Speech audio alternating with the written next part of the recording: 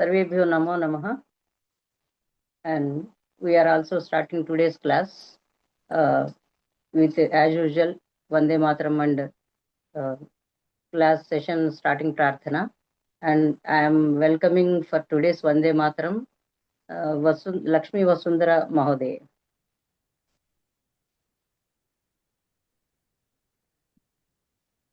Lakshmi Namaskara. Vasundhara Mahodaya. Mahodaya. Vande Mataram. Vande Mataram. Sujala. The yogi who is satisfied with the jnana and the vijnana. Jnana. Please mute yourself. Shall I start once again, madam? Vande Mataram. Vande Mataram. Sujalam Suphalam Malayaj Sitalam Sasyasyaamalam Mataram Vande Mataram Suprajyotsna Pulakitayamini Pullakusumita Dhrumadala Sobhini Suhasini Sumadhura Bhashini Sukhadam Varadam Mataram Vande Mataram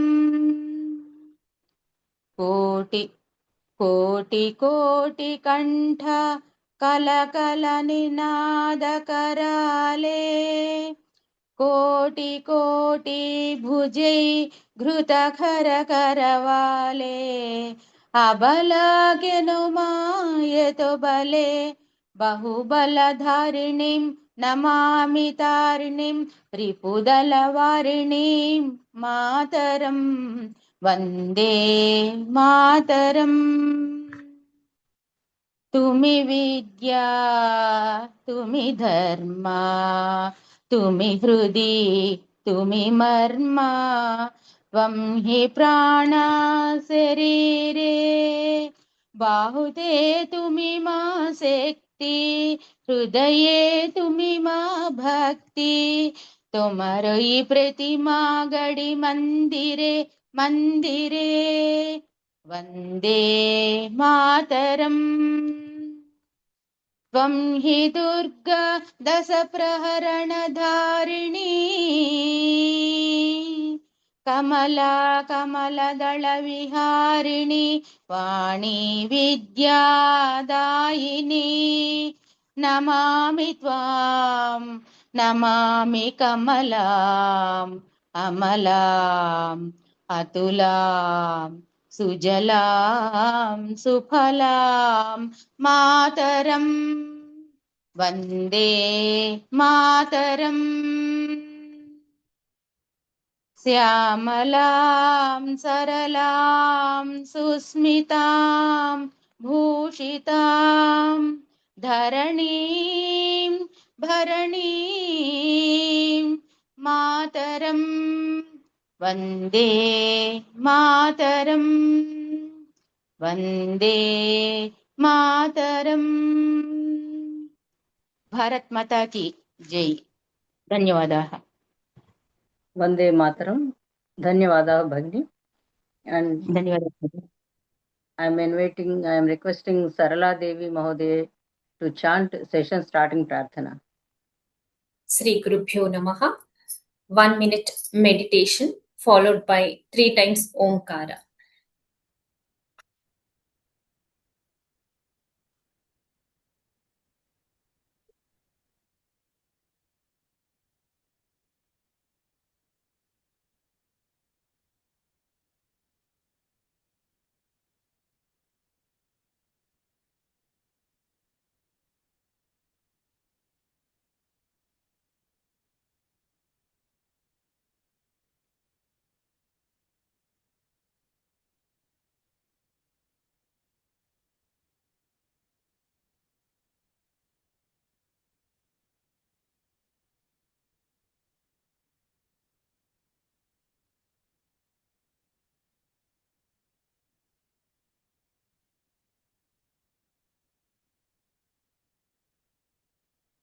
Om.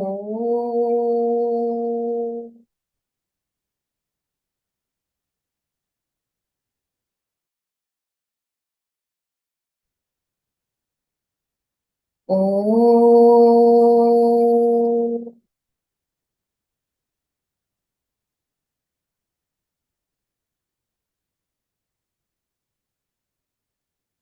Om.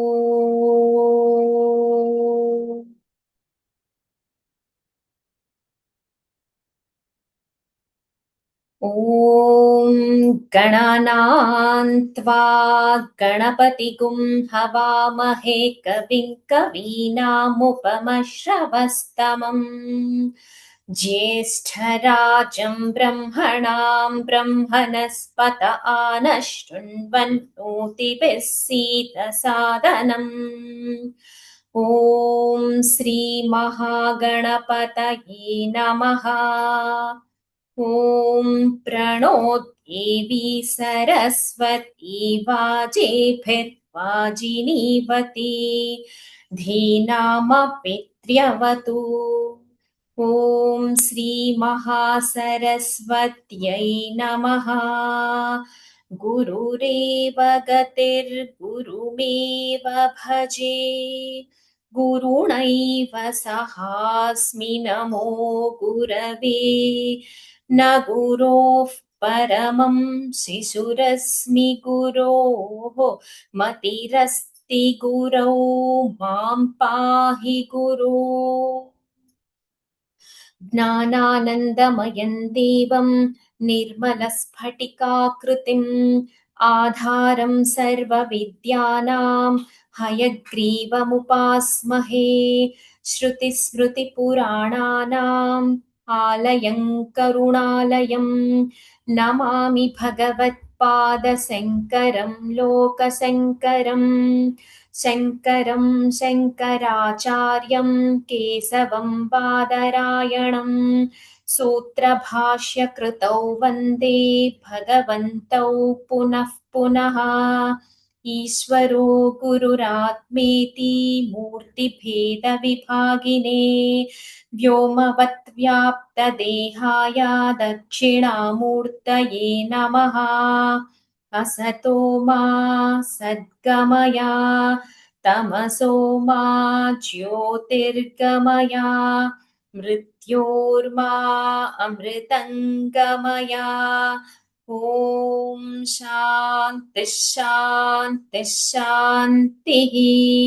मातृदेवो भव पितृदेवो भव आचार्यदेवो भव अतिथिदेवो भव। ॐ सहना भवतु सहनौ भुनक्तु सह वीर्यङ्करवावहै तेजस्विनावधीतमस्तु मा विद्विषावहै। ॐ शान्तिः शान्तिः शान्तिः। हरिः ॐ श्रीगुरुभ्यो नमः। हरिः ओं श्री गुरुभ्यो नमः। धन्यवादाः महोदय। And today's topic is Akshara and Varnas. I am welcoming to our resource person Achyut Purushottam garu. Welcome sir. Namaskaraha. And I am requesting Venkat Narayan garu to introduce our resource person to the participants. Sarvebhyo Namaskaraha. I am privileged to introduce the speaker of the day, Sri Achyut Purushottam ji. He has been studying the tabla of Ahmad Jan Tirakwa for the past 50 years, trying to figure out the reason for the exquisite lingual sounds he could produce on the tabla.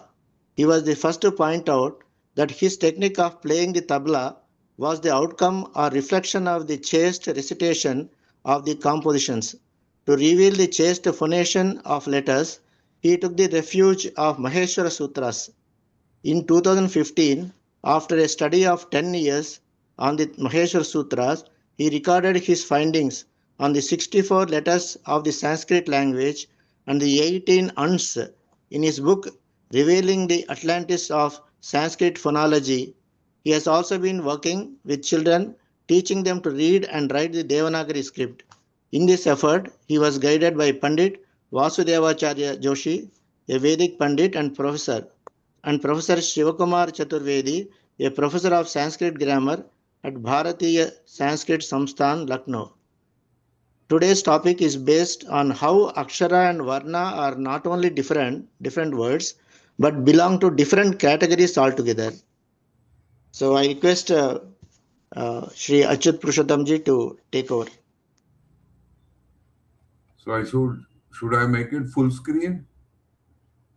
From my side, I am sharing my window. Yes, sir. Should I share full screen? Yes, See? sir. Yes, sir. This will do? Yeah. So thank you very much for affording me this opportunity to present my findings. And I hope that those who have read this article would be better informed, or they know the topic, or they have read it. This topic is a new topic, trying to figure out the difference between Varna and Akshara.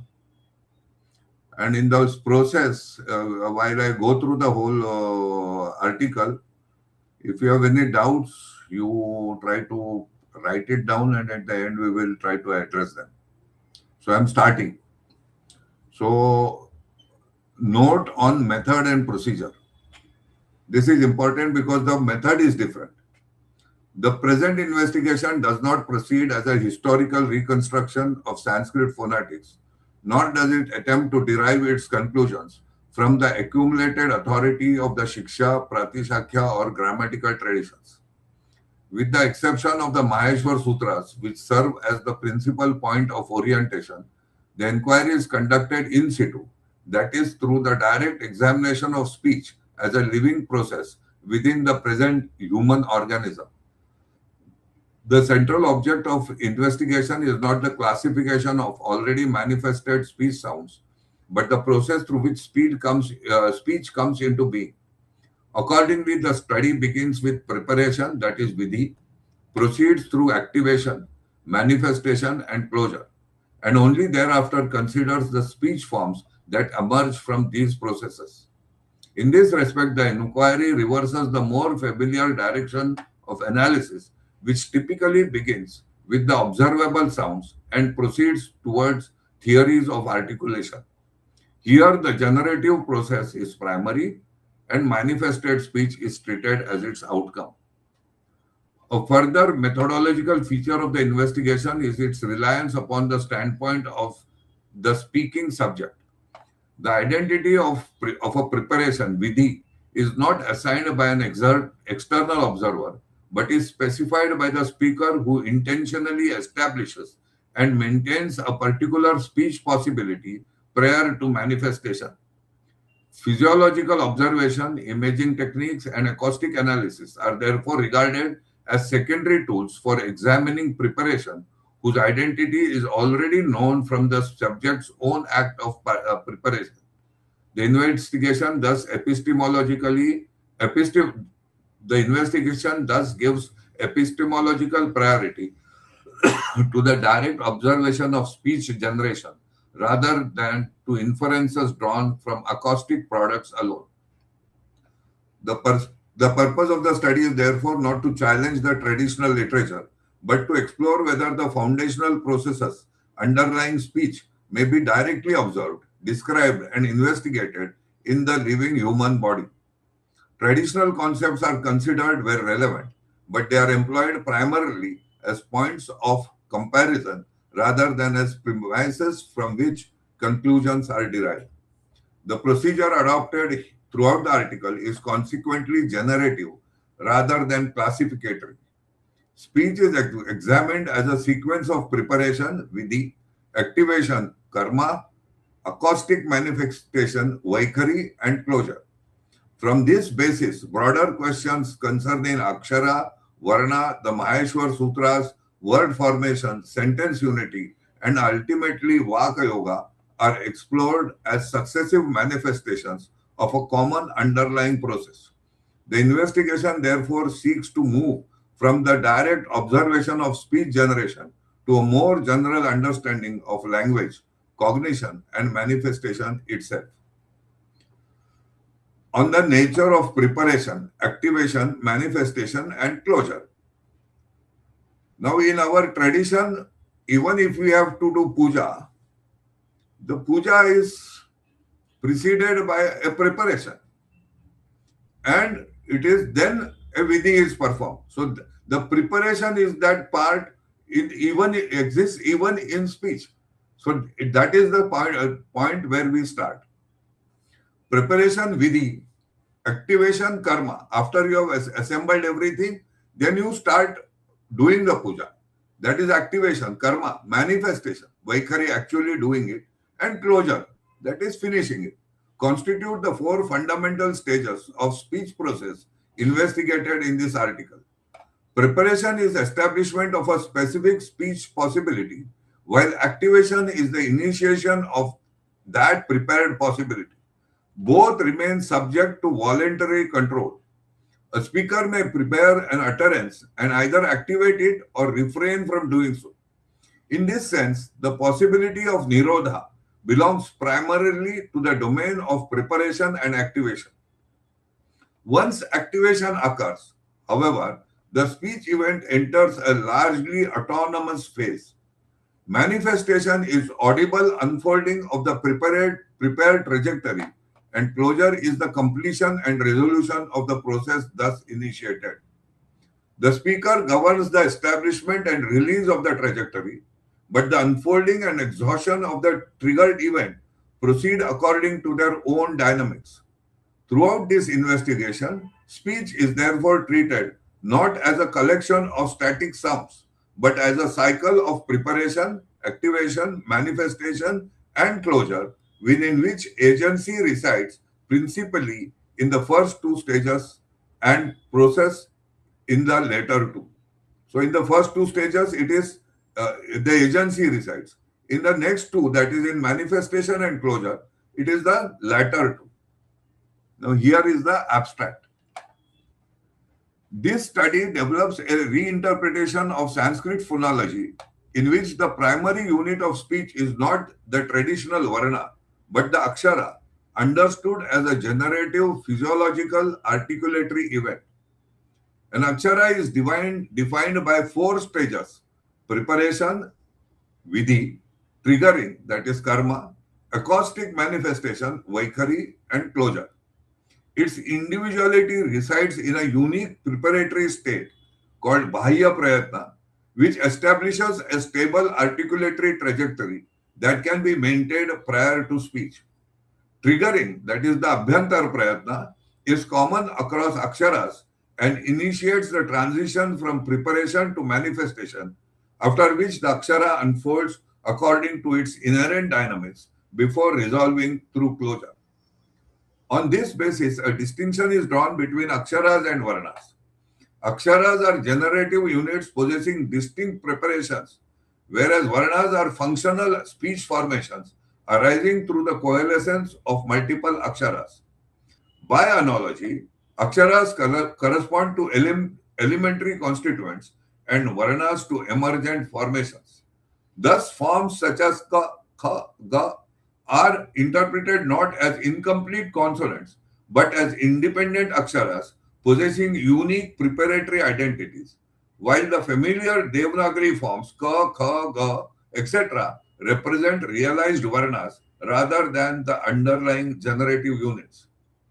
The Maheshwar Sutras are reinterpreted as a systematic arrangement of aksharas rather than varnas. Their organization demonstrates the principle of deferred closure, whereby the closure of individual aksharas may be postponed until the terminal marker of a sutra. The same principle extends to words and sentences, whose unity depends upon the maintenance of articulatory continuity through deferred closure and sandhi.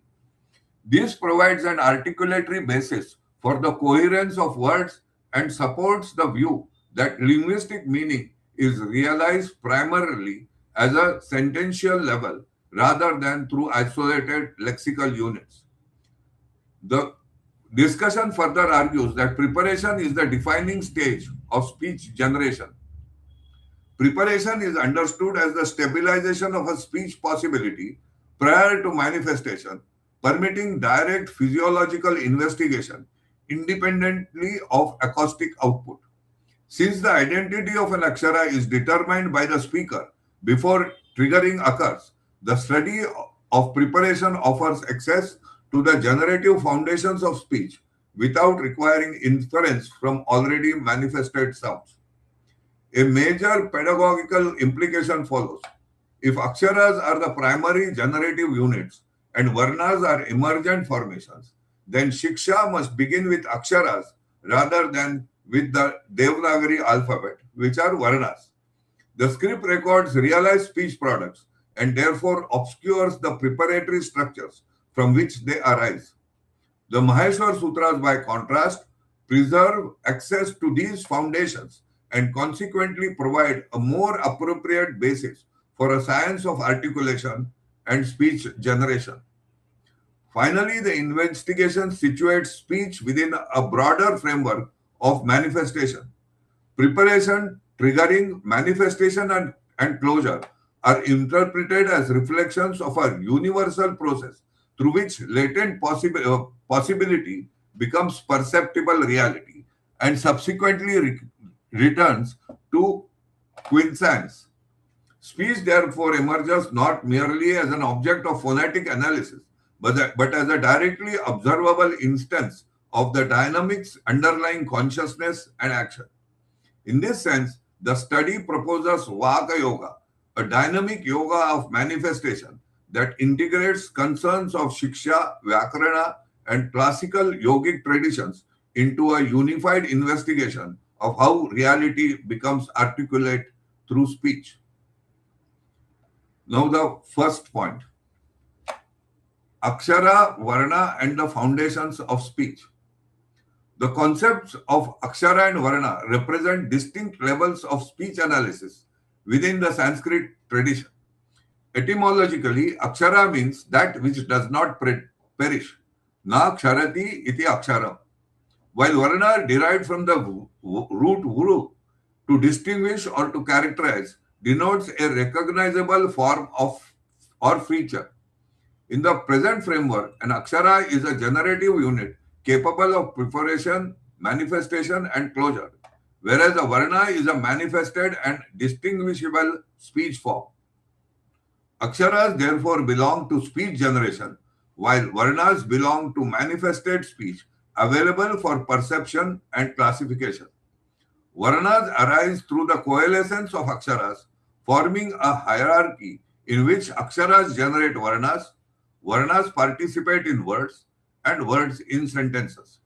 The central task of Sanskrit phonetics is thus not merely the classification of sounds, but the investigation how generative Aksharas become recognizable Varnas within continuous speech.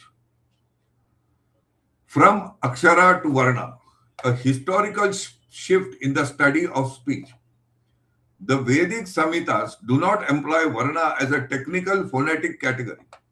In early usage, the term generally denotes color, appearance, form, or distinguishing characteristics, while technical phonetic usage becomes prominent only in the Shikshas, Pratishakyas, and grammatical traditions. This suggests that the earliest concern was the production, preservation, and transmission of speech, rather than its decomposition into abstract sound categories. Accent, duration, continuity, and recitation occupy the foreground, and speech is treated as a living process. The distinction proposed here between Akshara and Varna provides a possible explanation for this development. The earlier tradition appears primarily concerned with speech generation and realization, whereas later traditions increasingly emphasize articulation, segmentation, classification, and rule-governed description. The shift may therefore be understood as a movement from speech as process to speech as structure, or from an Akshara-centered to a Varna-centered inquiry. A similar pattern is found in classical North Indian music or even South Indian music and the tabla traditions, where living practice preceded formal classification and notation. Theory emerged from practice rather than creating it. As Bhartrhari suggests, analytical categories are often abstractions derived from established usage. The history of Sanskrit phonetics may therefore reflect a comparable movement from the study of speech generation to the analysis of manifested speech.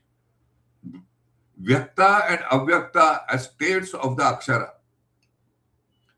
Within the present framework, Vyakta, manifest, and Avyakta, unmanifest, are states of the Akshara rather than of the Varna. An Akshara consists of preparation, vidhi, trigger, manifestation, and closure. Prior to triggering, it exists as a stable preparatory configuration whose identity is already determined. This constitutes the Avyakta state. Triggering transforms this latent potentiality into audible speech, producing the Vyakta state. A Varna, however, emerges only after manifestation through the coalescence of Aksharas and therefore belongs exclusively to the Vyakta domain. This distinction implies that Shiksha must begin with the preparatory vidhi of the Akshara rather than with manifested Varnas, whereas the Devanagari script records realized outcomes. The Maheshwar Sutras preserve access to the generative level at which speech exists first as Avyakta Akshara before becoming Vyakta speech. 4. Reconciling speech and grammar. Katyayana and Patanjali as mediators of two traditions. The apparent divergence between the Vedic recitational tradition, the Pratishakyas, and Panini may arise from differences in their objects of analysis. The earlier traditions approach speech as a living process of manifestation, transmission, accent, and continuity, whereas Panini's grammar requires abstract units that can be systematically classified and manipulated through rules. What appears as disagreement may therefore represent complementary perspectives on the same phenomenon, speech as activity and speech as structure. Within this context, Katyayana's Vartikas and Patanjali's Mahabhashyas assume special importance. Rather than merely supplementing Panini, they repeatedly reconnect grammatical analysis with speech, usage, cognition, and meaning. The opening Vartika, Siddhe Shabdartha Sambandhe, exemplifies this orientation. The historical development may thus be viewed as moving from the Vedic speech tradition through the analytical tendencies of the Pratishakyas and the formal abstraction of Panini to the integrative efforts of Katyayana and Patanjali. In this sense, the Mahabhashya functions as a bridge between living speech and grammatical analysis, preserving both perspectives within a unified framework. Ayogavaha and the limits of the Maheshwar Sutras. The discussion of the Ayogavahas in the second Anika of Patanjali's Mahabhashya reveals an important tension between the phonetic traditions of the Pratishakyas and the grammatical framework of Panini. Elements such as Visarga, Jiva, Mulya, Upadmaniya, and Anuswara are essential to phonetic description and Vedic recitation. Yet they are absent from the Maheshwar Sutras and therefore fall outside the Pratyahara system. Katyayana and Patanjali are consequently compelled to discuss speech elements that are phonetically necessary but grammatically unincorporated. Although Patanjali recognizes their importance, he neither modifies the Maheshwar Sutras nor extends the Pratyahara system to include them. The Ayogavahas therefore illustrate the coexistence of two perspectives, one organized around the foundational Aksharas of the Maheshwar Sutras and the other around the phonetic realities of recitation. Their treatment highlights the continuing tension between generative and descriptive approaches to speech. The Maheshwar Sutras as the manifestation of Avyakta Aksharas. Within the present framework, the Maheshwar Sutras organize Avyakta Aksharas through their audible manifestations. Since an Avyakta Akshara exists as a preparatory entity rooted in Vidhi, it cannot be directly perceived and must be taught through recitable speech. The sutras therefore make the generative structure of speech accessible through sound. Their continuous arrangement demonstrates how distinct aksharas retain their individuality while preserving continuity through deferred closure. Rather than serving merely as mnemonic devices, the Maheshwar Sutras function as a pedagogical map linking the Avyakta foundations of speech with their Vyakta realizations. From Pranava to Om, the mystification of the Aksharas. The later sacralization of Om may be interpreted as the abstraction of a plurality of generative Aksharas into a single audible symbol. In the earlier conception, the power, Shakti of speech resided in the process of manifestation itself, the transition from preparation Vidhi to audible realization. Over time, this distributed generative power became concentrated in the symbol Om. From this perspective, Pranava originally denoted the animating principle underlying speech rather than a particular sound. As the principle became identified with its manifestation, the mystery of speech shifted. The mystery of speech shifted from the generative process to the symbol itself. The Maheshwar Sutras preserve the multiplicity of the generative aksharas, whereas Om represents their symbolic unification. From Swara and Vyanjana to Acha and Hala, two approaches to speech classification. The Taittiriya Samhita is primarily concerned with recitation, ritual, and transmission and does not present a systematic classification of speech sounds into Swara and Vyanjana. Such classifications emerge more clearly in the Taittiriya Pratishakya and related phonetic works, where pronunciation, accent, articulation, and sandhi become objects of analysis. Within the present framework, however, these categories describe manifested speech rather than its generative basis. Akshara remains the primary unit of speech production, while Swara and Vyanjana function as classifications of realized forms.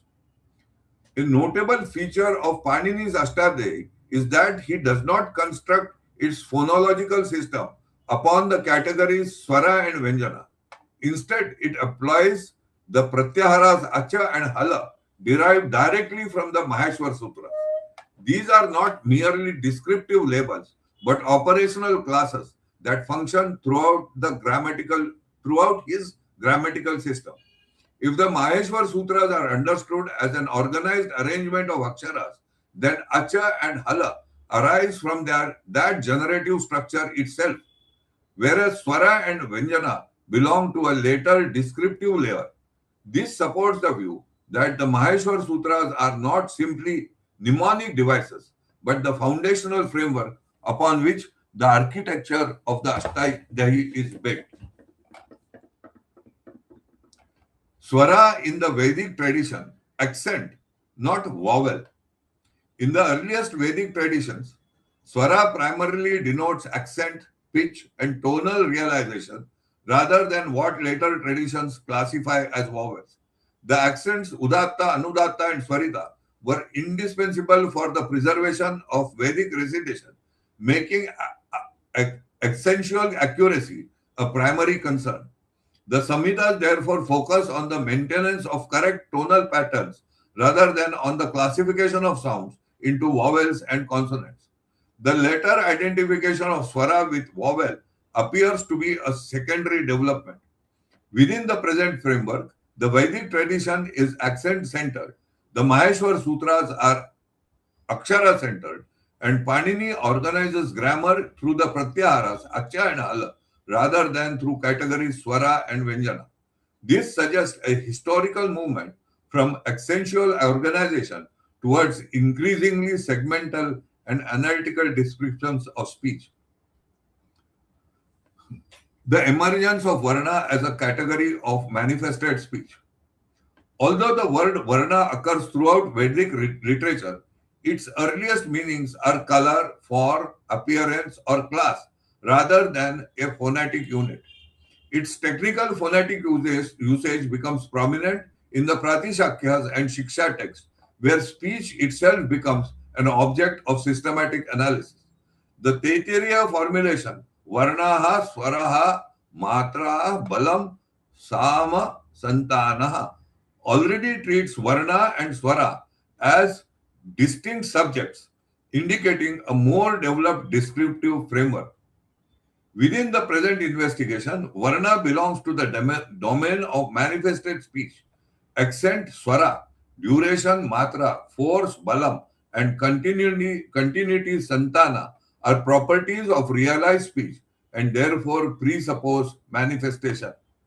The rise of Varna as a primary category thus reflects a shift from the study of speech generation to the analysis of measurable and describable speech phenomena. While later traditions increasingly adopted Varna as their principal phonetic unit, Panini continued to organize grammar through the Pratyaharas Acha and Hal, preserving an orientation derived directly from the Maheshwar Sutras, that is of Aksharas. Varna as the coalescence of Aksharas. Within the present framework, a Varna is an emergent formation arising through the coalescence of Aksharas.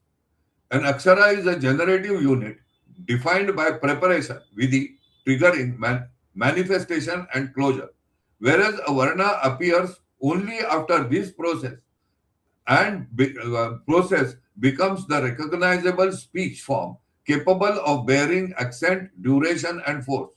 Just as a molecule emerges from the interaction of its constituent elements, a Varna emerges from the coordinated activity of Aksharas. Later on, it is called co-articulation. This perspective reverses the conventional grammatical model. Rather than proceeding from Varna to Akshara, the present account begins with the Akshara as the primary articulatory event. Through repeated patterns of co-articulation and stabilization, recurring aksharic processes give rise to recognizable Varnas.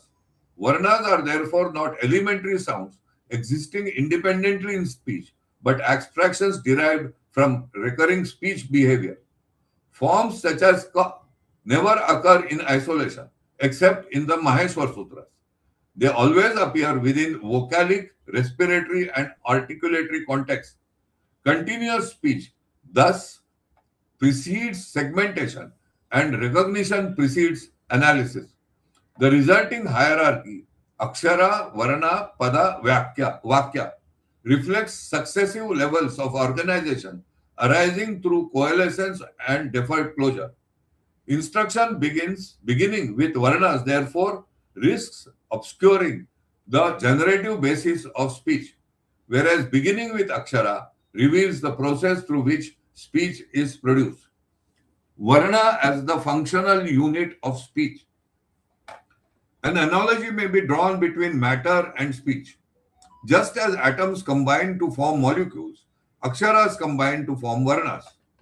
The Akshara is the more elementary generative unit, while the Varna is the smallest naturally occurring and recognizable unit encountered in speech. Varnas are therefore not primitive entities, but stable formations arising from the coalescence of Aksharas. Since speech is first encountered as an organized whole and only later analyzed into smaller units, just as atoms were identified after by the dissolution of or disintegration of molecules. In the same way, Varnas are therefore not primitive entities, but stable formations arising from coalescence of Aksharas. Since speech is first encountered as an organized whole and only later analyzed into smaller units, phonetic inquiry must ultimately seek the physiological nature of the Akshara, the generative basis underlying all realized Varnas. the Maheshwar Sutras as a catalogue of Aksharas. If Akshara is primary and the Varna emergent, then the Maheshwar Sutras are best understood as a catalogue of Aksharas rather than Varnas. Forms such as Na, Ka, Nga, Cha, Ta, Ta, and Pa do not ordinarily occur as independent speech units, but represent fundamental articulatory stabilization. Their function is classificatory rather than communicative, providing the foundation for grammatical operations such as pratyaharas. Like a periodic table of speech, the Maheshwar Sutras enumerate elementary articulatory possibilities from which realized speech formations arise. Why the long vowel A, E, and U are absent from the Maheshwar Sutras? The absence of A becomes significant if the Maheshwar Sutras are understood as organizing distinct preparatory identities, vidhis. Inclusion within the sutras depends not upon duration, but upon the existence of a unique preparation and an independently completable speech event. Since A introduces no new preparation beyond that of A, it does not require separate enumeration. Rather, it represents a temporal extension of a manifestation already initiated by A. This distinction reveals a more fundamental principle. An Akshara is a complete speech event consisting of preparation, trigger, manifestation, and closure. While A can be initiated and brought to closure as an independent unit, A merely prolongs the manifestation of A without introducing a new preparatory identity or closure structure. Its individuality lies in extension rather than generation. The omission of long vowels from the Maheshwar Sutras therefore supports the view that the sutras classify speech according to generative completeness and preparatory identity rather than duration.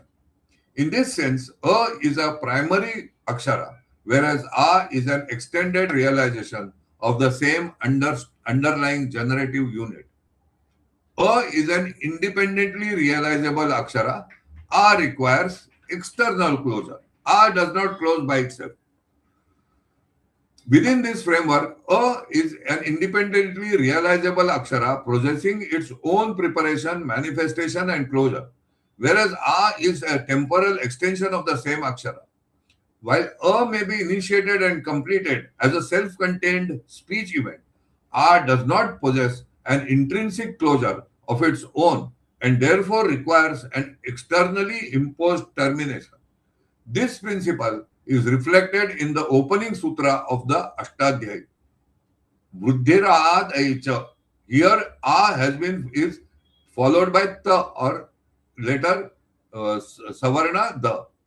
The long vowels a, au are not presented in isolation but occur within the closure-bearing environment of the sutra itself. Likewise, the sutra taparas tatkalasya may be interpreted as recognizing that temporal extension is determined through an accompanying closure element represented by ta. In this sense, ta functions not merely as a grammatical marker, but as an external closure that stabilizes an otherwise open-ended manifestation. The Maheshwar Sutras therefore enumerate primary generative aksharas rather than their temporally extended realizations. The Vartika akarasya vibruttopadesha akarasya grahanartha becomes necessary because Panini's system begins with the fundamental closure-bearing akshara A, yet it must account for all its savarna manifestations. The absence of A from the Maheshwar Sutras is thus not an omission, but evidence that the sutras are organized around independently realizable aksharas possessing their own closure, while forms such as A or a long E or long U derive their identity through temporal extension and externally supplied completion or closure. The acoustic distinction between Acha and Hala Aksharas. Within the present framework, the distinction between Acha and Hala is determined by their acoustic behavior after activation. Both possess preparation, activation, manifestation, and closure. However, Acha Aksharas remain acoustically sustained and perceptible before closure, whereas Hala Aksharas are transient events whose audible phase is brief and rapidly terminated. The distinction is therefore not fundamentally one of vowel and consonant, but of sustained versus fleeting acoustic manifestations. Preparation, Vidhi, and the identity of the Akshara. Preparation, Vidhi, is the establishment of a specific articulatory trajectory prior to speech. It is not merely a state of readiness, but a physiological configuration that determines the course of the entire speech event. The identity of an Akshara is therefore fixed before any sound is heard. Like an archer who first aims and then releases the arrow, speech unfolds along a trajectory established in advance. Co-articulation arises because preparations for subsequent Aksharas may begin while earlier ones are still in progress. Amazon Thirakwa's observation, Bagair Hukum Patta Nahi Chalta, provides a useful analogy.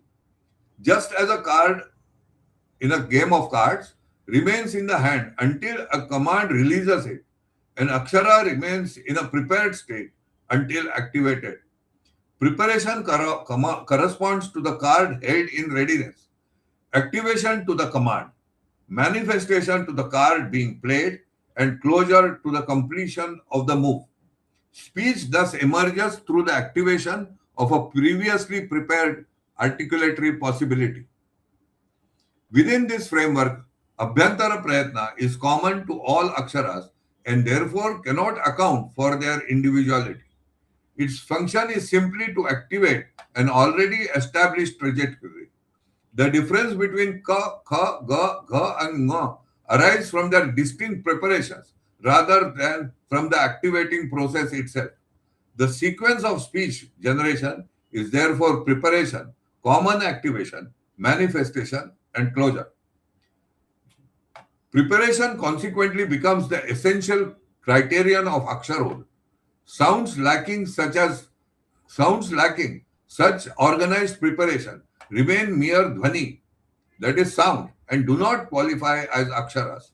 Coughs, sneezes, gasps, and similar vocalizations may resemble speech acoustically, yet they lack the preparatory organization that organizes or that gives rise to a linguistic event. The most important is a and a. There is no preparation for it. So they are not included in our Sanskrit tradition. The Maheshwar Sutras may therefore be understood as a classification of distinct preparatory configurations rather than distinct mechanisms of activation. Deferred closure as the principle of speech continuity. The Maheshwar Sutras may be understood as demonstrating the principle of deferred closure. Although every Akshara normally culminates in closure, the closure of successive Aksharas is postponed, allowing articulation to proceed continuously until the terminal marker. In the sequence such as a, I, u, na, and a, o, ga, closure is effectively resolved only at the final element.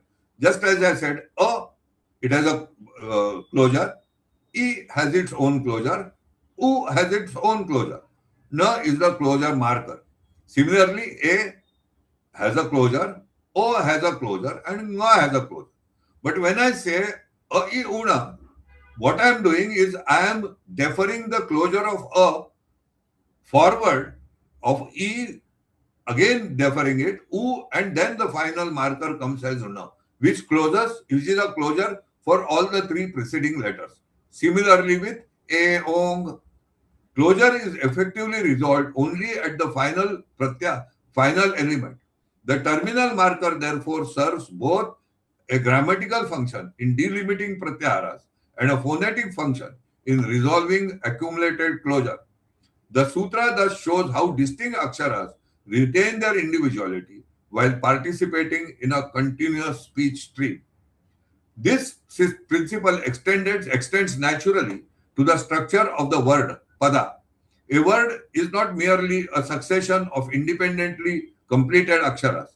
Rather, the closures of its constituent aksharas are carried forward and resolved only at the final akshara. Word unity therefore arises not only from meaning, but also from the physiological organization of speech itself. The same process operates at the sentence level through sandhi. By preventing complete closure between words, sandhi preserves articulatory continuity and allows the trajectory of the word of one word to flow into the next. Traditional sound changes associated with sandhi may therefore be understood as manifestations of a deeper tendency to avoid premature closure. Speech thus forms a hierarchy of deferred closures, extending from the akshara to word, from word to sentence, and ultimately to the complete utterance. This perspective lends phonetic support to Bhartrhari's doctrine of Vakya Spota. Deferred closure first unites aksharas into words, then words into sentences, so that the sentence is experienced as a continuously articulatory acoustic event whose final resolution occurs only at its conclusion. Its unity arises not merely from semantics, but from the organization of speech itself. Words consequently appear as analytical abstractions, extracted from a larger meaningful whole rather than as primary carriers of meaning. Bhartrhari in his first and second kanda has dealt with this in detail. An analogy may be drawn from the music of Gajanan Rao Joshi. Just as individual notes derive significance from a phrase and phrases from a complete avarta, aksharas derive identity within words and words derive meaning within sentence. A chota kyal is apprehended first as an integrated musical whole and only subsequently analyzed into notes.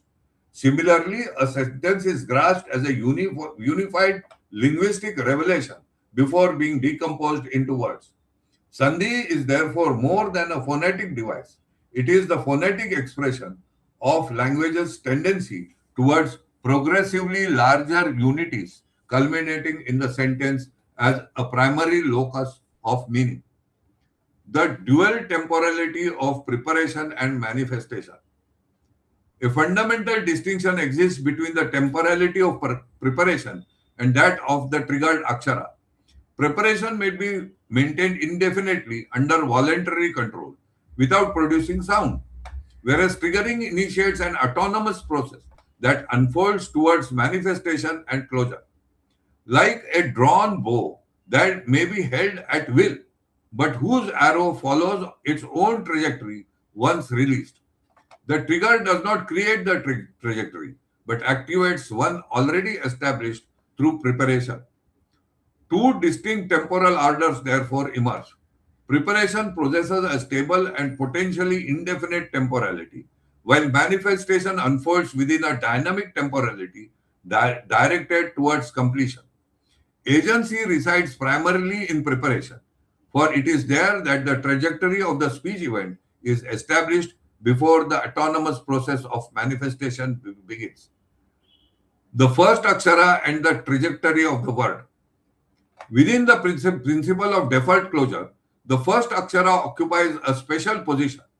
Its preparation is directed not merely towards its own manifestation, but towards the unfolding of the entire word. The word already exists as an intended articulatory whole, and subsequent aksharas are anticipated within the initial trajectory. The first preparation, therefore, serves as the point of entry into a larger process whose completion occurs only at the final closure.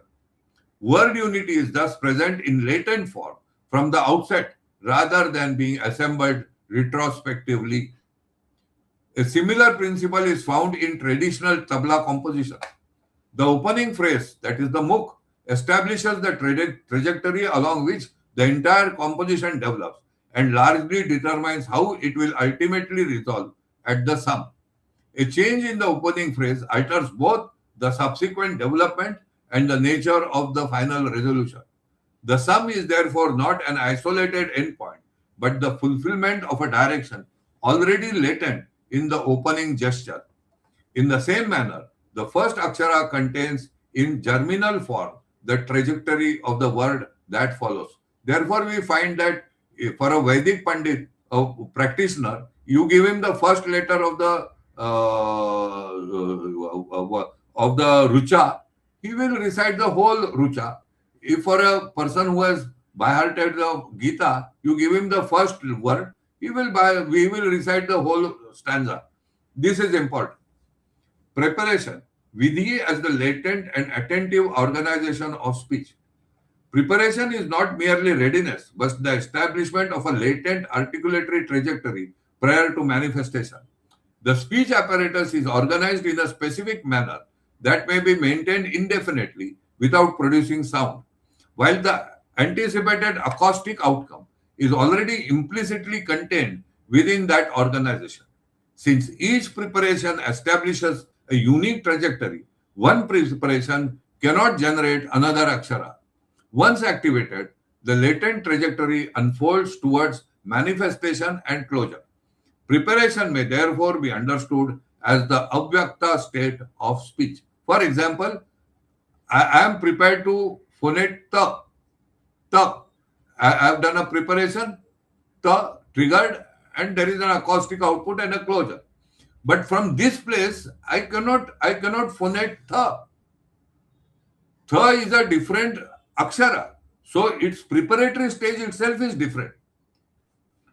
In this sense, preparation corresponds to a broader Sanskrit notion of vidhi, an order arrangement that establishes the conditions for a future outcome.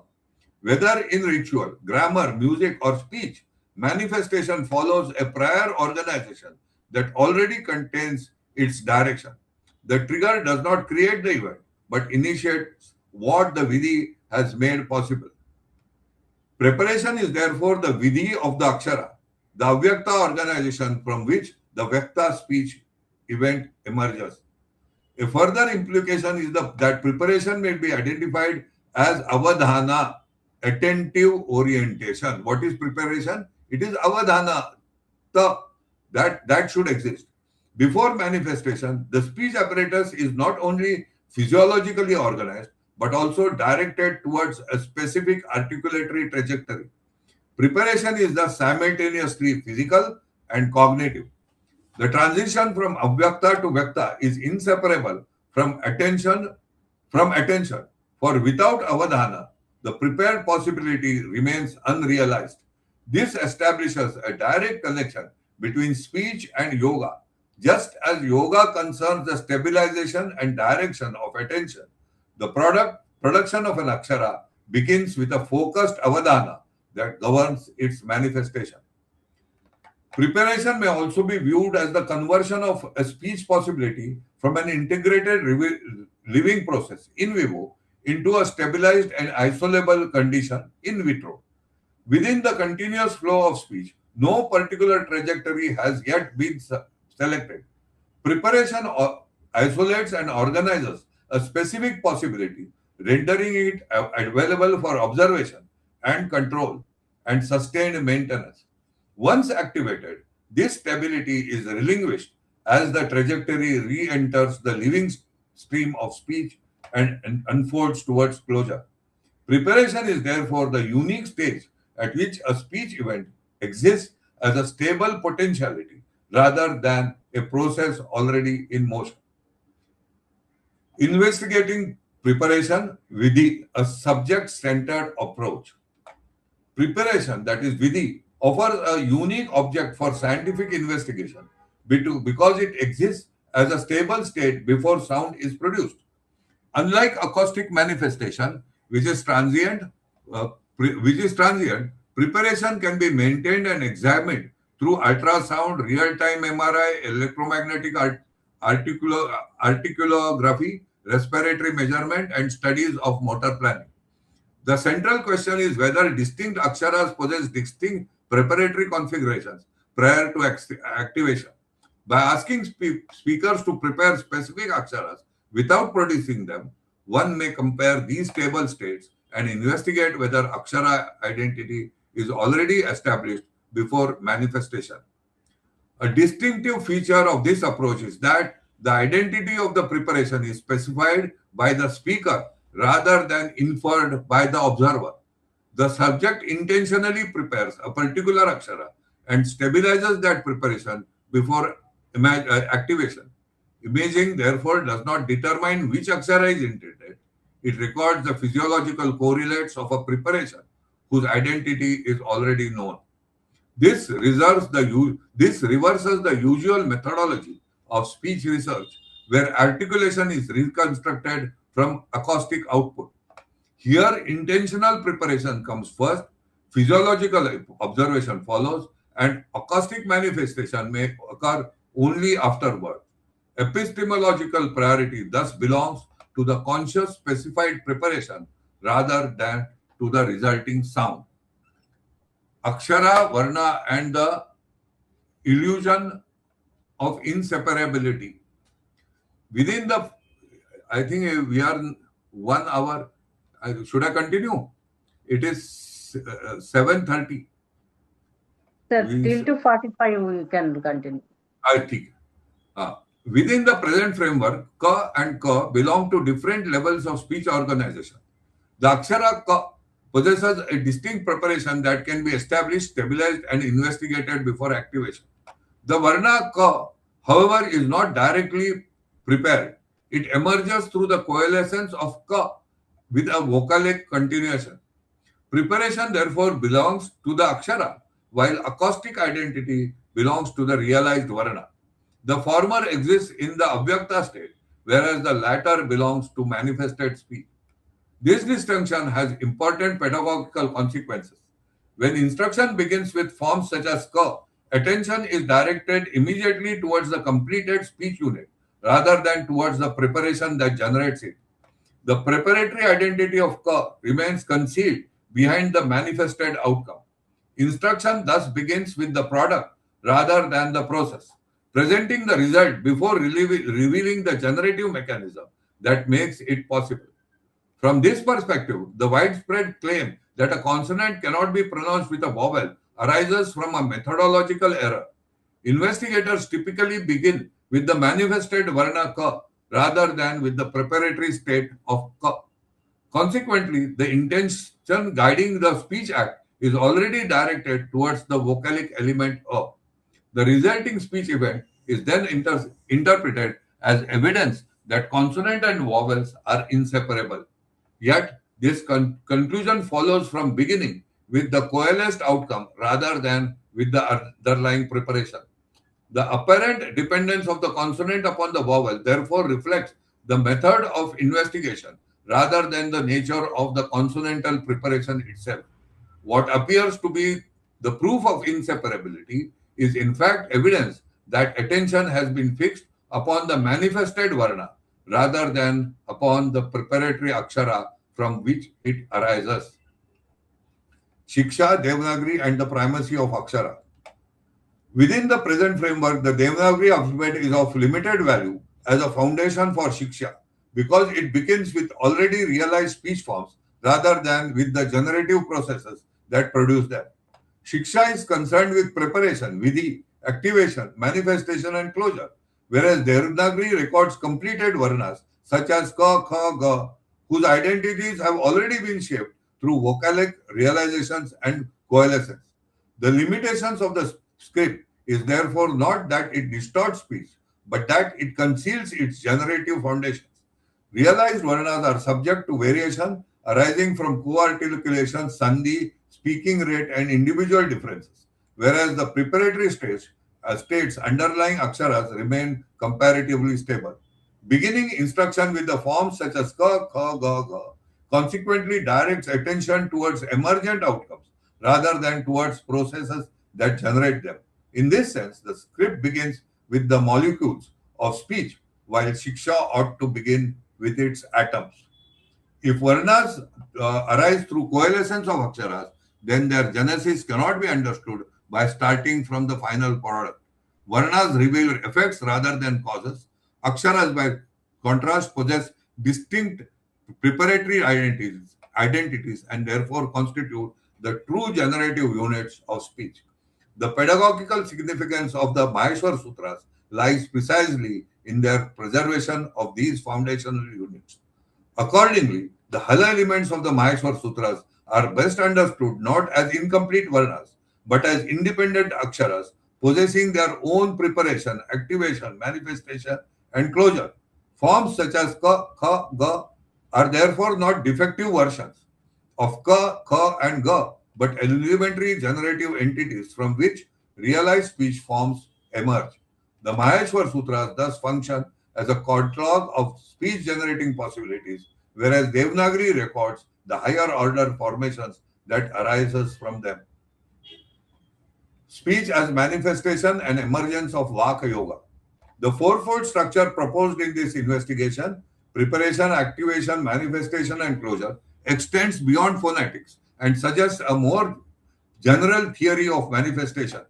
Preparation may be understood as the transition from para to pashyanti, the movement by which undifferentiated possibility becomes a determined but still latent potential. In this sense, preparation corresponds to the transition from Purusha to Prakriti. Activation represents the operation of pranava or shakti, the common principle that initiates activity within prepared forms. Manifestation corresponds to the perceptible expressions of that activity, while closure represents the completion and exhaustion of the initiated process, analogous to samapatti. Speech thus becomes a visible instance of a universal cycle extending from possibility to manifestation and from manifestation back to equilibrium. From this perspective emerges the concept of Vaka Yoga. Rather than standing apart from earlier yogic traditions, Vaka Yoga integrates them within a single dynamic framework. The yoga of Nirodha is reflected in closure and resolution, Raj Yoga in the mastery and stabilization of preparation, and Bhagavad Gita principle Yoga Karmasu Kaushalam in the skillful unfolding of activation and manifestation. Speech provides a directly observable model of the entire cycle through which activity arises, unfolds, and subsides. Vaka Yoga therefore unites consciousness, action, and dissolution within a single process of manifestation, because speech reveals the complete sequence from latent possibility to completed action. It offers a uniquely accessible field in which the principles underlying yoga may be studied in operation. In this sense, Vaka Yoga is not merely another branch of yoga, but a dynamic framework that absorbs and integrates earlier yogic traditions through the living process of speech itself. Should I read this? I'll not read the last. Afterward, Vaka Yoga and the living Sanskrit tradition. The present investigation has approached speech through the study of Aksharas, their preparations, manifestations, and closure, seeking a methodological foundation for scientific study of Sanskrit speech. Yet the broader significance of such an inquiry becomes clearer when viewed against the older Indian understanding of Vak as a path of realization. Within the Vedic, Gita, and grammatical traditions, speech was regarded merely as a means of communication, was not regarded merely as a means of communication, but as a field through which consciousness, action, and manifestation could be explored. The traditions associated with Panini, Katyayana, and Patanjali preserve not only a science of language, but also a discipline through which the relationship between thought, articulation, and awareness may be investigated. In this perspective, speech becomes a localized expression of a larger order, linking individual cognition with a wider cosmological process. Much of the modern study of Sanskrit has focused upon text, historical development, and linguistic classification. While these investigations have yielded valuable insights, they have often shifted attention away from the living process of thought, articulation, and recitation, and realization that originally gave Sanskrit its distinctive character. The study of Vak as yoga directs attention back towards these processes, treating speech not merely as an object of analysis, but as a means of inquiry into the nature of consciousness itself. This broader manifestation, this broader tradition also finds expression in mantra, ritual recitation, music, and dance. In each case, articulated expression serves as a vehicle through which latent possibilities, become manifest and are experienced as meaning, beauty, or rasa, whether through spoken language, musical performance, or bodily expression. The movement from the unmanifest to the manifest remains central. The exploration of Vak therefore extends beyond grammar into the wider domains of culture, aesthetics, and spiritual practice. Traditional accounts associate the Maheshwar Sutras with the sound of Shiva's Damru and regard them as revelations perceived by accomplished seers. Whatever interpretation one adopts regarding these narratives, they reflect an enduring intuition that speech is connected to deeper principles of order and manifestation. The continuing significance of the Maheshwar Sutras lies not only in their grammatical utility, but also in their capacity to direct attention towards the generative foundations of articulated expression. From this perspective, Sanskrit is not merely a historical language to be studied from the outside, but a living discipline to be explored through practice. The investigation of Vak leads naturally to Vakya, mantra, music, and ultimately to the experiential realization of meaning itself. In this sense, Vak Yoga may be understood as a living tradition in which grammar, articulation, consciousness, and realization converge. I will not read the last conclusion. It will be a repetition. Okay? That ends the reading of the article. If one has any questions, kindly. I'm stopping sharing. I'll stop sharing. Now we can start. So this has been a journey by itself.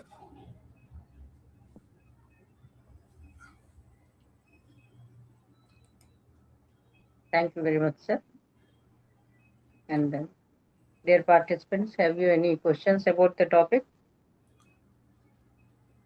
Namaste, sir. Namaste, Mahodaya.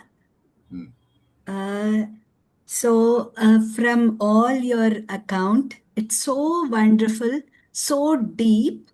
I just have one first question. So now the children who learn Sanskrit or any mantras, should they be taught the Akshara first and then Varna? Is that what helps them really understand the source from where, the place from where the Akshara is originating? Yes. And that is what I'm proposing.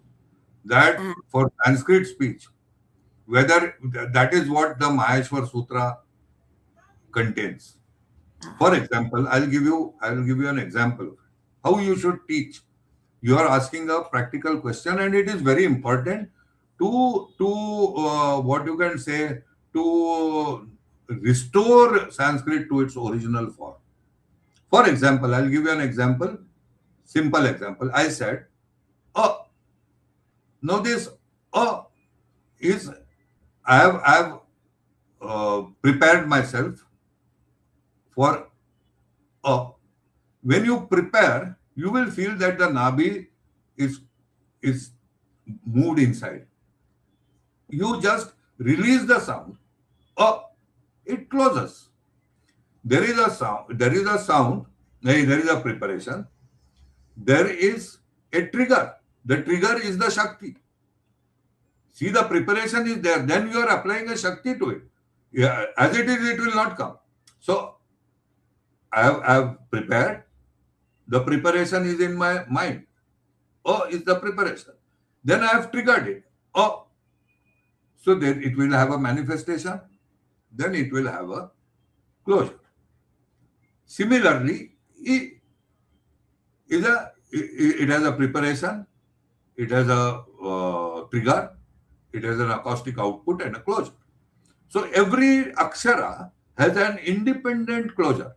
This is important. Now, as far as vowels are concerned, for example, ru. So there you will see in my mouth that there is a preparation. Ru. So the preparation, then there will be a trigger. Then there will be an acoustic output and a closure. Ru. When you move towards consonants, you have to ask the child You do a simple experiment. You put your tongue for the just before in the alveolar region. That is the preparation. And then say the. This is simple. The. Now, suppose I want to teach him the. What do I do? So he has now understood that it is the. I'll just tell him, you just move the tongue a bit behind. The. Now from the's place you cannot get the. And from the's place you cannot get the.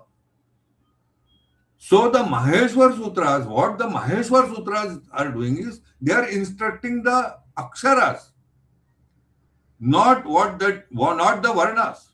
So you get, for example, Ghada Dasha, Jaba Gada Dasha, Khapa Chatata Chatatava, Kapaya, Shashasara, Hala. Now what is happening? Instead of each letter having its own closure, it is deferred to the last marker. So it is Kha, Pha, Cha, Tha, Tha, Cha, Ta, Ta. Now this has been individually phoneted. Now what I do, there is a closure for every letter, Akshara. What I do, I close it, I recite the whole thing. Khapa, Chata, Tha, Chata, Ta, Va. Va completes the closure for all the Aksharas. Now here is the sequence. What the marker is doing, the last Pratyahara letter is doing, it is sequencing, continuous sequence of the letters one after another. In the same way, in the word, for example, you take the word Kapila, a simple word like this, where what is the initiation? The word is already there. The initiation is Ka. So you initiate it at Ka, Kapila. So the last A will be the closure of it. This is how the pada comes. Otherwise, the pada will not be, you cannot define the pada. You take any example.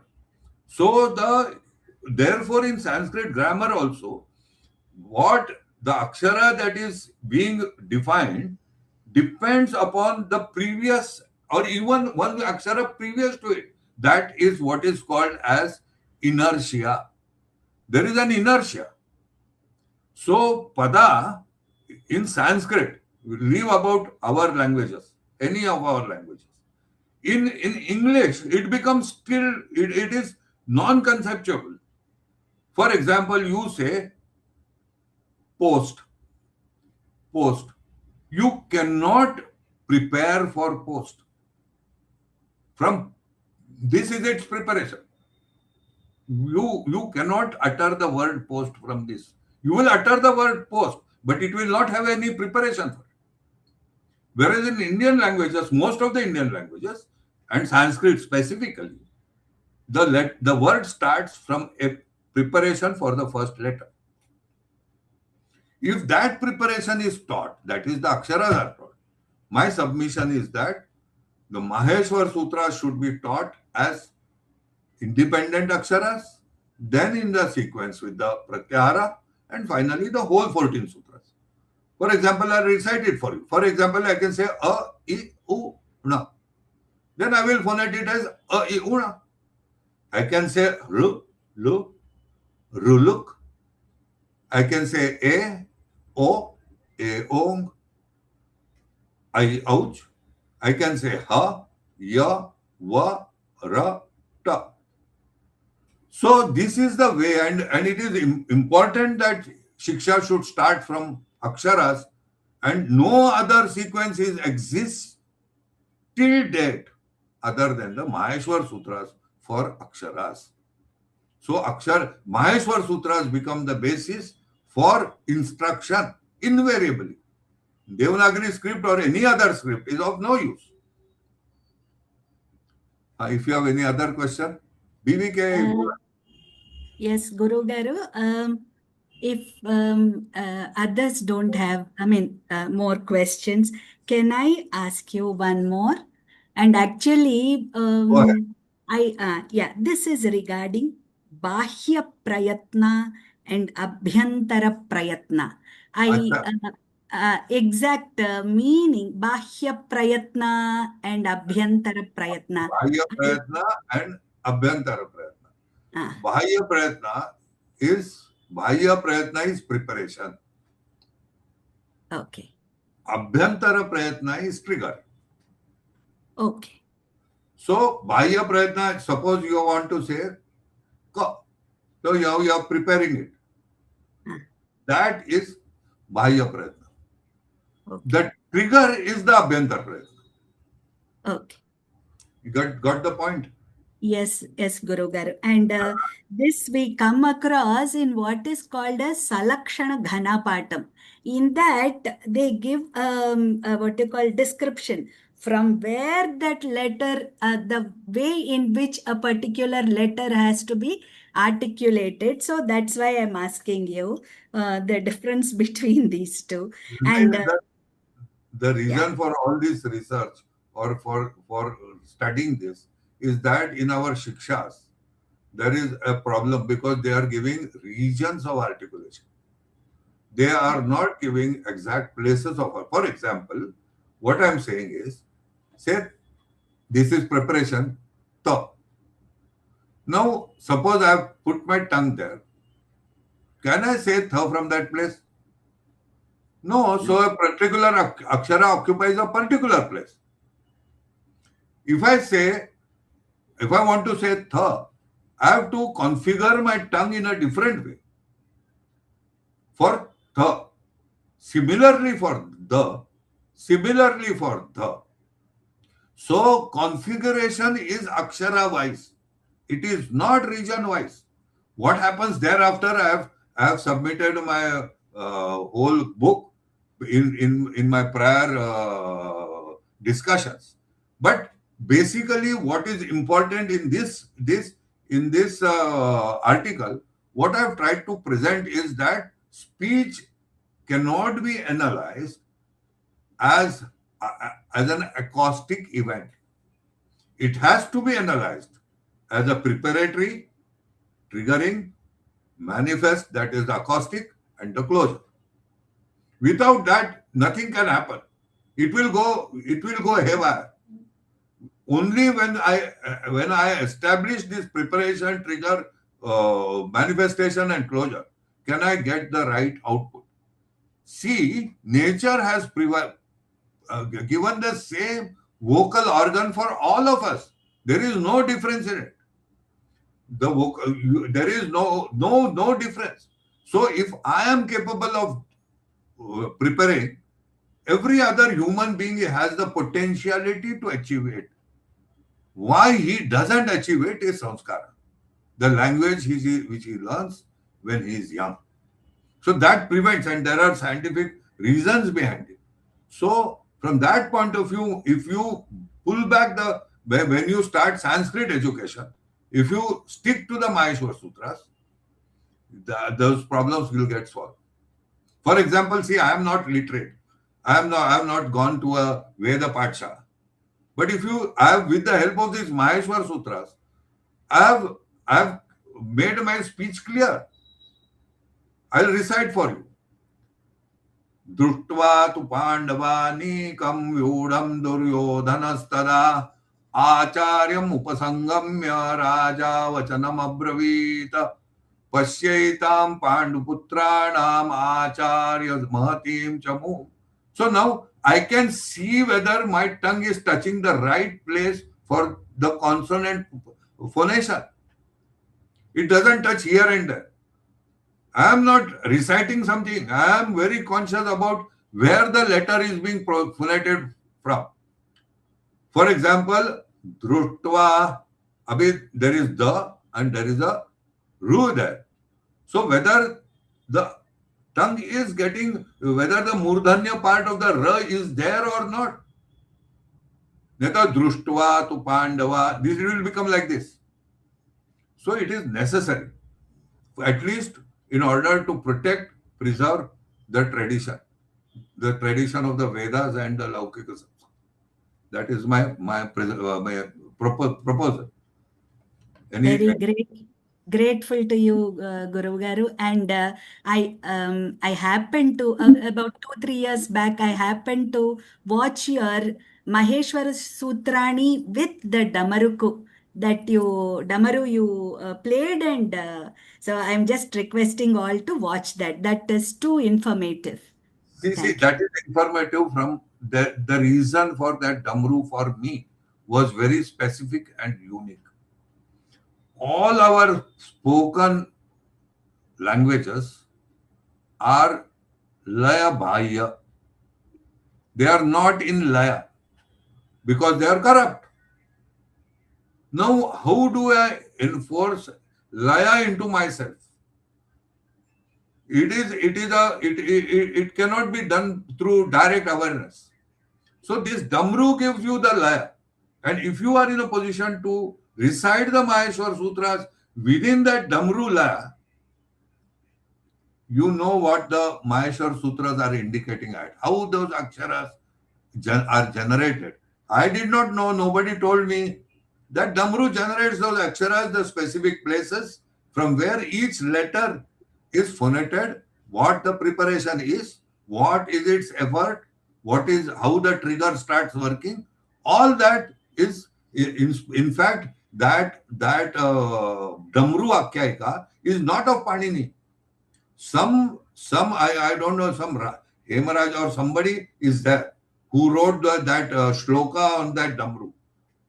Nataraja, that shloka has come afterwards, but it reveals the essence of the Maheshwar Sutras in an indirect way. You experience it, you will get it. Dhanyawad. Yeah. I just wanted to make I express Dhanyawada. I've been learning Sanskritam for a few years and Panini Ashtadhyayi for a few months. So this lecture, gave me a lot of details and, put everything in perspective. But I would feel that maybe for the group, some of us, maybe it's kind of very advanced. But again, it has to be taught in school from from childhood. But I really, the Munitrayam, what you were talking about, like Panini Ashtadhyayi, then we are learning now Laghu Siddhanta Kaumudi with, Katyayana Vartikam and Patanjali Mahabhashyam. Yeah, I just remembered when you were saying, he says Damarukam Navavaram. For the Maheshwar Sutrani, 9 times how it comes. I wouldn't look, I ouch, all that. Yeah.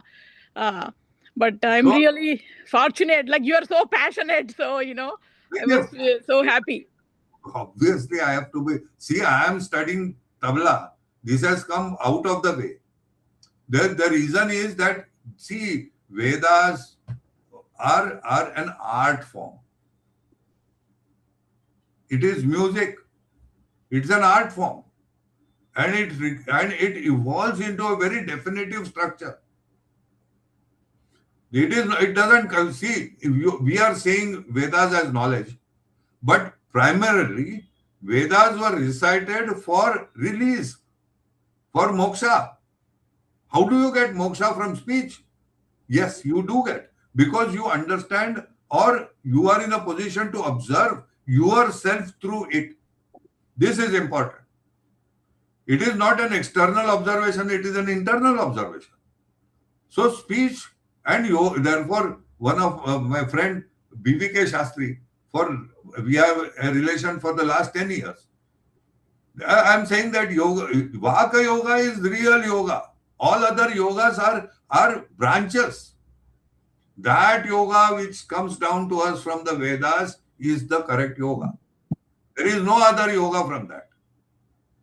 Nirodha, that which Patanjali did, he also did it for the individual. After he wrote the Mahabhashya, where he saw Avadana, where he saw the Drashta, where he saw the different vrittis. How did he see it? Not without going through the whole Panini's Ashtadhyayi and defining it, correlating the sutras with the meaning or with the current contemporary pronunciation and with word generation. That is a very difficult thing. Patanjali's Patanjali, as in the Mahabhashya, it is very difficult to really pinpoint, because he does say that these Maheshwar Sutras have been written from the point of view that those practicing Vedas recite in the proper way. This is in the Pashpanik itself, in the second chapter. What is the Uddesha of Panini? The Uddesha of Panini is not just Pratyahara. The Uddesha of Panini is for the practitioners to get the correct speech form. This has been relegated to the background in the later tradition. He is saying that it is not my opinion, it is his opinion. You read the second Anika and says, what is the reason for Panini to write these Maheshwar Sutras? What is its utility? He says to learn Aksharas, which are permanent avyakta forms in every mouth, in every human mouth. They are in avyakta form. How do you bring them into vyakta? You can bring them into the vyakta form through the Maheshwar Sutras. Simple as that. Without the Maheshwar Sutras, you cannot pinpoint that this is ka, this is cha. This can only be achieved because cha, there are many chas. People speak languages in many ways. What is that akshara cha is the question. That unique preparatory stage where cha lies in the mouth. There are different, see, all languages use all these varnas. But no two languages, in India itself, all are using the same Devanagari script letters in different scripts. The basic foundational part is the same. The point is this: how do you fix their place? That is more important. And for that, a dedicated study of the Maheshwar Sutras is necessary. Dedicated study, not just introduction. Through its realization itself, you will know everything. For example, Agnimire Purohitam Yajnasya Deva Rutvijam Hotaram Sarvadhatamam. You go according to the letter, intonation, accent will automatically get generated. You need not generate it. Speech is natural. When Akshara is stable, it will automatically create the same form. It cannot create 10 or 100 forms. This is because of certain, corruption is a wrong way. Speech is a continuously generating, it generates. Therefore, it is considered to be non-stable.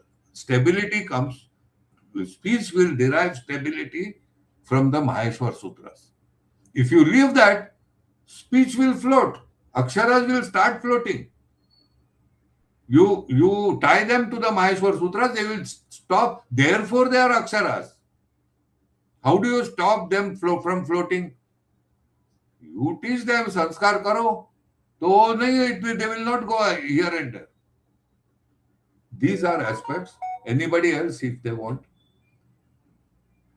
Dhanyavada, Mahodaya. The Anudatta, Udatta, Swarita, that's what you're mentioning. I understood. Yeah, thank you. In fact, meaning comes through them, not through vowels and consonants. That is what Patanjali has said in his first Annika. Accents have gone from modern speech. All traditional writings after the Vedas, and I think the Taittiriya, some Upanishads, they mark the Udatta and Anudatta. That tradition has vanished. Why? Because our sensibility vis-a-vis those Udattas and Anudattas have vanished. So the word form will go on floating. The basis of speech is not vowels and consonants. How does a parrot speak? Parrot speaks by intonation. See, it is the basic fundamental form through which speech emerges. All animals speak or communicate through accents. They have no consonants, still they communicate. Therefore, Anandya Sadharan importance has to be given to accent. And what is accent is again a very difficult thing to understand. How does a vowel, Panini has only said Nichair Anudata, Uchair Udata, Samahara Svirta. What does Nichair mean? What does Uchair mean? What does Samahara mean? If I just put my head down, therefore we have Vedic practice have evolved so that you can learn with the process. Suppose I say ka, the hand brings it becomes Anudatta. If I say ka, it becomes Udatta. If I say ka, this is Samahara, Swarita. So hands have been used to teach and instruct. Hands do not produce the sound. They do not produce Udatta. Therefore in our tradition they say, Hastandolan nahi hai. Hastolan Andolan nahi hai, to Ved Patan nahi hai. This is how it was protected. Udatta and Anudatta has been protected with lot of effort. And it is very difficult to decipher whether it is Anudatta or Udatta or Swarita. In continuous speech. Huh?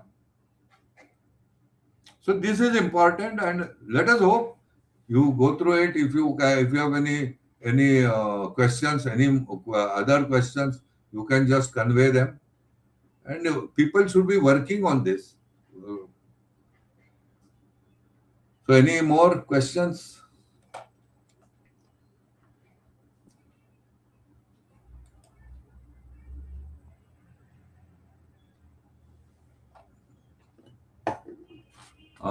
It is a very important, and I have been inspired by Bhartrhari. Bhartrhari is a giant of a person because he has made language universal. He goes up to the cognitive level. His writings are very deep, very, very deep. Traditionally, they have been interpreted from a grammatical standpoint, but their whole domain is language, cognition, and language. This is his domain, and he has written beautifully.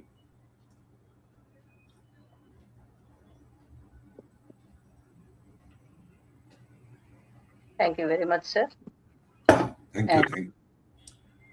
We are blessed by the VSS and Viswa Yoga Vidyapeeth and Veda Samskruti Samiti enlightened us by the IKS and FDP program.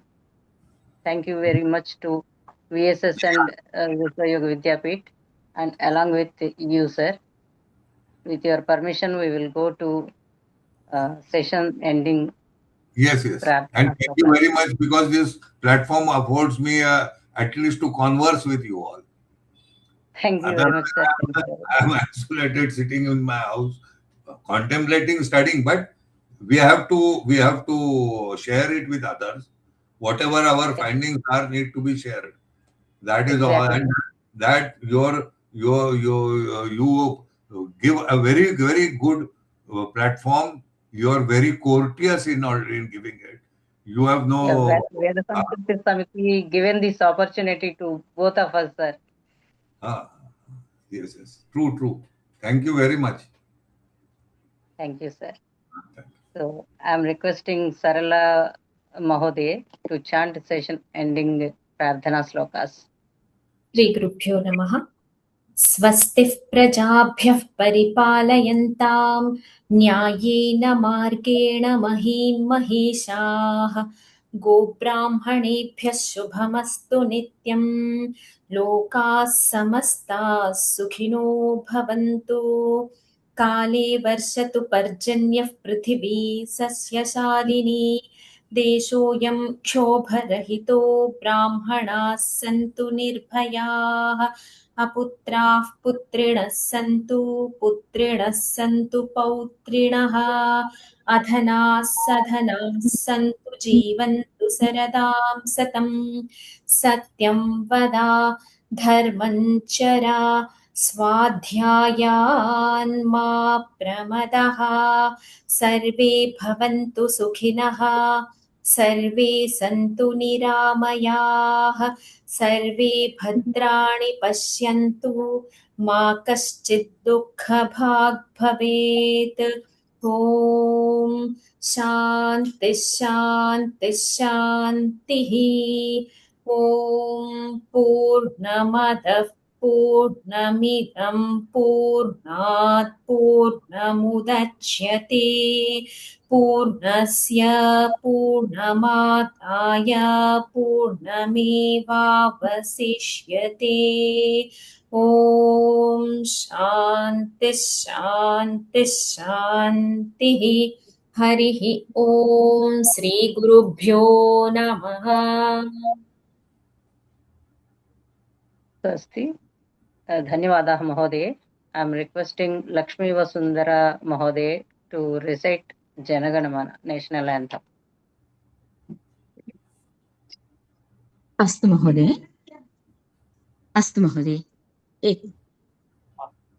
जनगण मन अधिनायक जय हे भारत भाग्य विधाता पंजाब सिंधु गुजरात मराठा द्राविड उत्कल वंगा विंध्य हिमाचल यमुना गंगा उच्चल जलधि तरंगा तव शुभ नामे जाहे तव शुभाशिष मागे गाहे तव जय गाधा जनगण मंगलदायक जय हे भारत भाग्य विधाता जय हे जय हे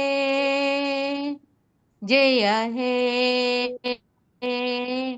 जय जय जय जय हे जय Hind. Jai Hind. Dhanyawada Mahodaya. Thank you one and all. Sir Babugar, is there any topic to discuss with our participants?